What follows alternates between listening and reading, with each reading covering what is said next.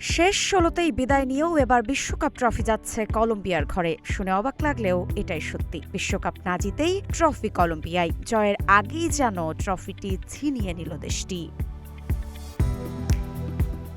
কলম্বিয়ায় এখন মানুষের ভিড় জমছে এক বিশাল বিশ্বকাপ ট্রফির সামনে। প্রথম দেখায় মনে হতে পারে এটাই বুঝি আসল ফিফা বিশ্বকাপ ট্রফি, কিন্তু না।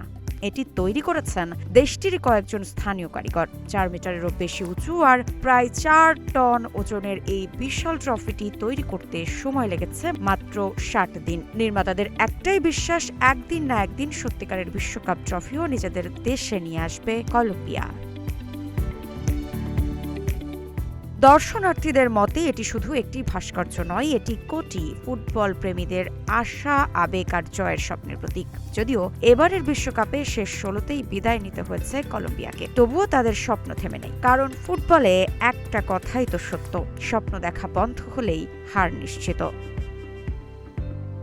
মৃত্তিকা সিনহা বিশ্বাস, গ্রিন টিভি ডিজিটাল।